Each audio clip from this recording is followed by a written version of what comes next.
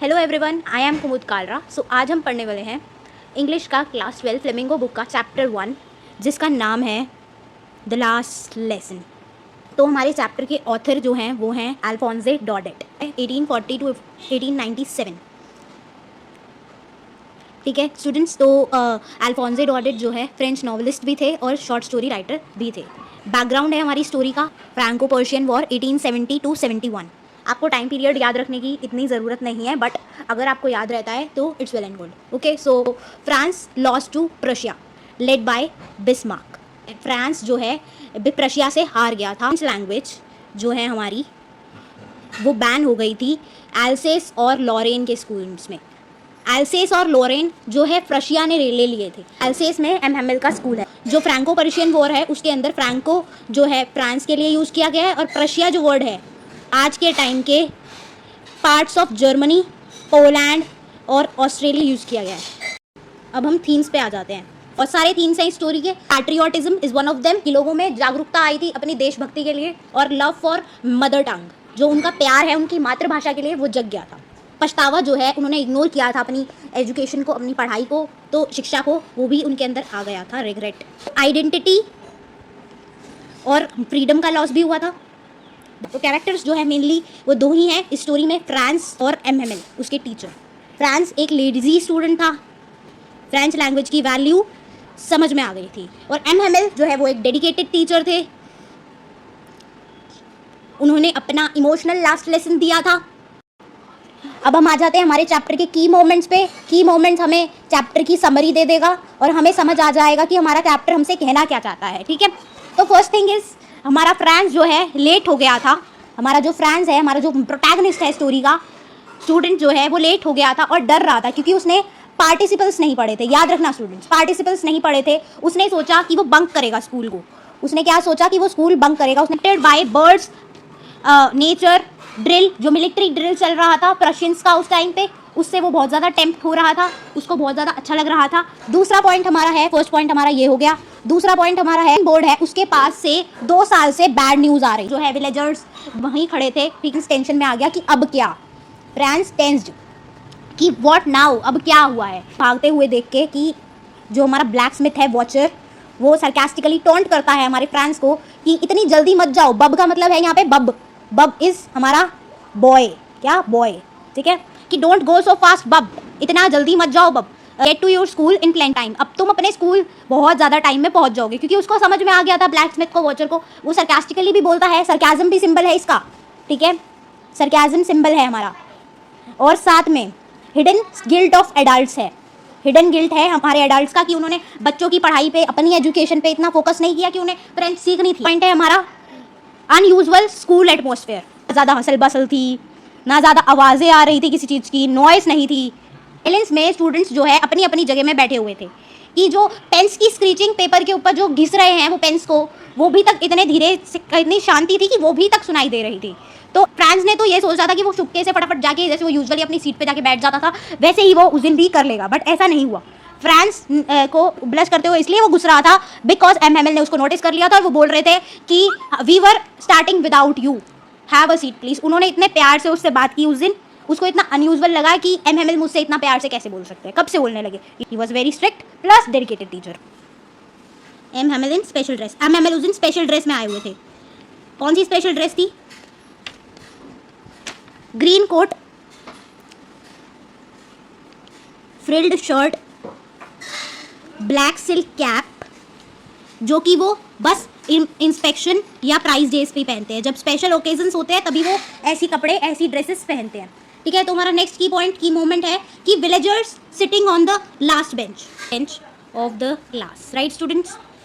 हॉजर, ex mayor, blacksmith और बाकी के सब साइलेंटली और रिस्पेक्टफुली लास्ट बेंचेस पे बैठे हुए थे, क्योंकि वो 40 ईयर्स पढ़ा रहे थे हमारे एमहेमेल, तो उनकी 40 ईयर्स की सर्विस को वो रिस्पेक्टफुली हॉनर करने आए थे, और फ्रेंच लेसन को अटेंड करने भी आए थे हमारे एमहेमेल के।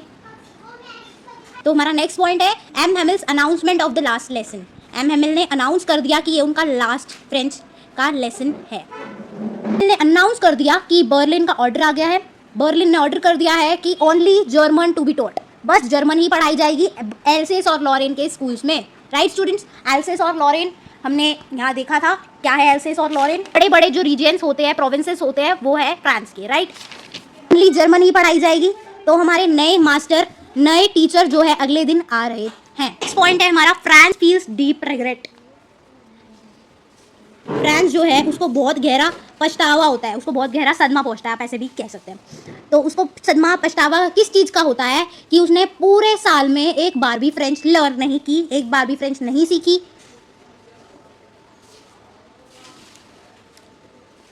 नहीं पढ़ी, और उसको इमोशनल अटैचमेंट हो जाती है अपनी किताबों से, उसको इमोशनल अटैचमेंट हो जाती है अपनी बुक्स से, और वो कहता है ये felt like old friends now, ऐसा लगता है ये मेरी पुरानी दोस्त है अब, क्योंकि उसका वास्ता छूट रहा है।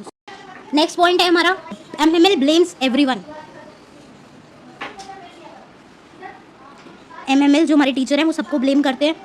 Parents preferred work over school. Parents जो है हमारे स्कूल से ज़्यादा अहमियत वो काम को देते थे, स्टूडेंट्स जो है टाइम वेस्ट करते थे। यहाँ तक कि हमारे जो एमएमएल हैं वो भी हॉलीडेज दे दिया करते थे।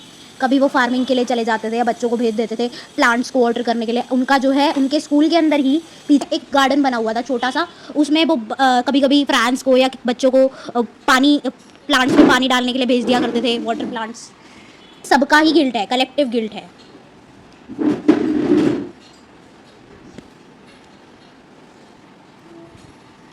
हमारा जो नेक्स्ट पॉइंट है वो ये है कि फ्रेंच लैंग्वेज जो है वो की टू फ्रीडम है। फ्रेंच लैंग्वेज क्या, हर एक लैंग्वेज जो है की टू फ्रीडम है, ऐसा फ्रांस के टीचर एमएमएल ने भी बोला है कि फ्रेंच लैंग्वेज जो है वो सबसे ब्यूटीफुल, क्लियर और लॉजिकल लैंग्वेज है।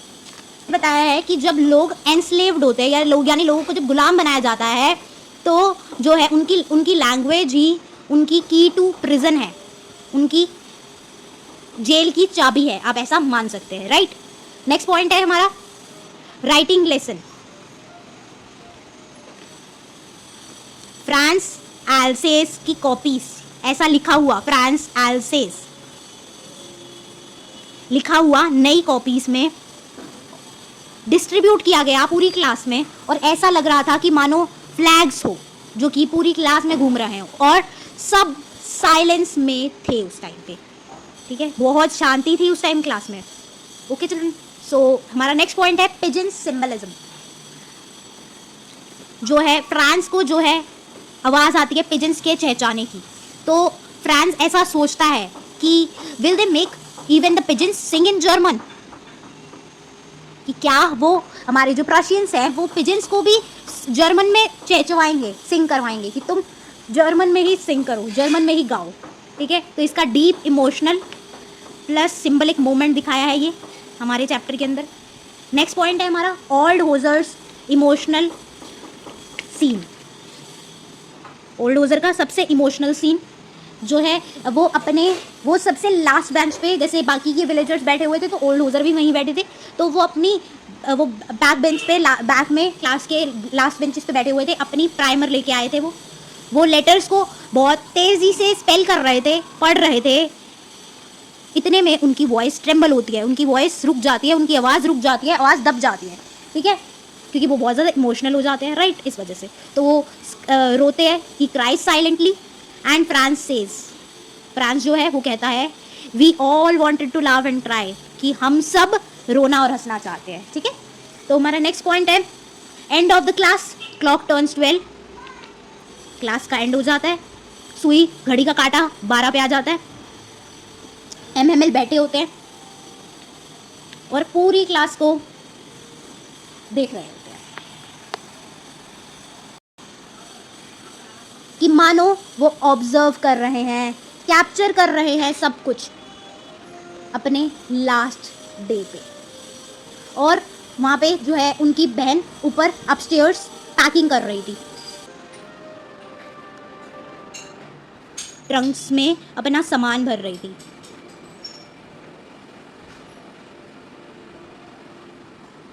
ठीक है, तो उसकी भी साउंड्स आ रही थी,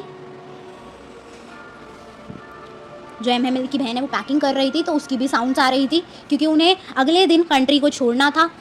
और साउंड्स यहाँ पे हमारी साउंड्स बस कुछ चीज़ों की थी, क्योंकि पूरी साइलेंस थी स्कूल के अंदर, तो साउंड्स बस कुछ चीज़ों की थी।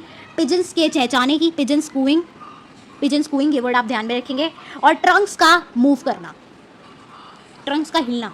तो ये सिंबल्स है सेपरेशन के, साइलेंस के और इमोशनल क्लोज़र के। इमोशनल क्लोज़र यानी इमोशनल अटैचमेंट भी आप कह सकते हैं।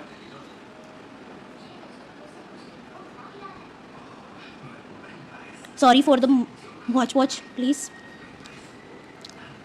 एंजेलस बेल जो है वो बजती है, प्रशियन ट्रम्पेट्स की आवाज़ आती है। ठीक है, तो नेक्स्ट लास्ट पॉइंट, हमारा फाइनल पॉइंट हमारी स्टोरी का, फाइनल जेस्चर, फाइनल जेस्चर हमारे एमएमएल का, वीव ला फ्रांस यानी लॉन्ग लिव फ्रांस। वीव ला फ्रांस का मतलब है,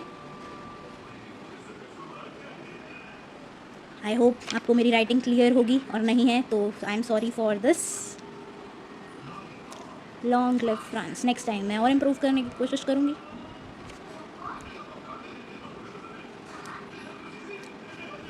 वीवला फ्रांस का मीनिंग मैंने यहाँ लिख दिया है, लॉन्ग लिव फ्रांस। जैसे ही प्रशियन बेल्स बजती है, प्रशियन ट्रम्पेट्स की आवाज़ आती है, एमएमएल जो है वो बोलने की पर उनका गला चोक हो जाता है, पर उनका गला अटक जाता है, उनसे बोला नहीं जाता इमोशंस की वजह से, क्योंकि वो इमोशंस से बहुत ज़्यादा भरे होते हैं अंदर से, वो बहुत ज़्यादा इमोशनल हो रखे होते हैं, भावुक हो रखे होते हैं। तो वो इसी खड़े होते हैं वो, और चौक को पकड़ते हैं हाथ में और ब्लैक बोर्ड पे लिखते हैं वीव ला फ्रांस यानी long live France, long live France. ठीक है, और वो वॉल के साथ अपना हेड टिका के, यानी लीन करके वॉल पे अपना हेड टिका के खड़े हो जाते हैं, और वो बोल नहीं सकते इसलिए वो सिग्नल करते हैं, वो इशारा करते हैं कि school is dismissed, you may go.